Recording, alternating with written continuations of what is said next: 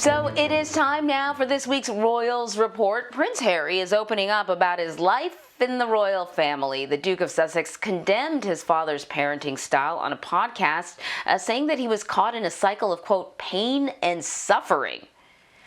BBC News royal correspondent Daniela Relph is joining us now with more details on that. I don't want to feel like I'm unsympathetic or sound unsympathetic, but I mean, you did grow up in a palace. How bad could it be? Though I know that, certainly losing your mother at a young age is a major, major blow. But it seems like Prince Harry's not holding back. Can you give us a bit of a recap about what he said? Yeah, he is absolutely not holding back. And it has been another week where that strained relationship between the royals here and Harry and Meghan, where you are, has been played out in public. Harry spoke on this podcast hosted by the actor Dax Shepard, and he spoke candidly again about family. As you say, he talked about bringing up his own children and how he wanted to break this cycle of pain and suffering that perhaps my father and my parents had suffered. I'm going to make sure I break that cycle so that I don't pass it on. He talked about genetic pain being passed through families and not wanting his own kids to inherit that.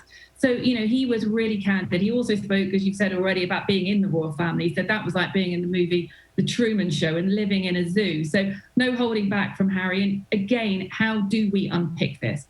Buckingham Palace, they have said that they're not making any comment on this whatsoever. But here it is being seen as Harry criticising his father, Prince Charles, and his grandparents, the Queen and Prince Philip. Prince Philip, of course, who died last month. Him sort of saying they were mistakes in the past that I just do not want to pass on. And the timing of this means there has been a bit of pushback against Harry from here in the UK, feeling that at this time, any veiled criticism of the Queen, who is still mourning the death of her husband after 73 years, is in bad taste. But having said that, Harry does also go on in the podcast to say he isn't actually blaming any individual. He's just trying to sort of voice his own experience, having thought about it. And his father, Prince Charles, has in the past also spoken about feeling very distant from his own parents. So it is complicated, Anne-Marie, again, and it is just something else that throws into that mix of the strained relationship. Yeah, I think this probably happens with a lot of people, particularly after they become parents, new parents. You start to really think about your own upbringing and what sort of lessons you learned and what you want to pass on to your kids. But I think also what happens, and I'm certainly not a particularly wise sage, but I also think that as you get a little bit older, you start to see your parents as people. And sometimes you become less critical when you understand the challenges that they faced as well, So who knows what we'll be hearing from Prince Harry in the future. But I understand the idea of not wanting to pass on the mistakes of the past. It's a very reasonable thing. Prince Harry has also opened up about his mental health. Apple TV Plus unveiled the first trailer for the Me You Can't See. That's the title of this co-creation with Oprah Winfrey and the Duke of Sussex. What is the series about? What do we know about his role in it?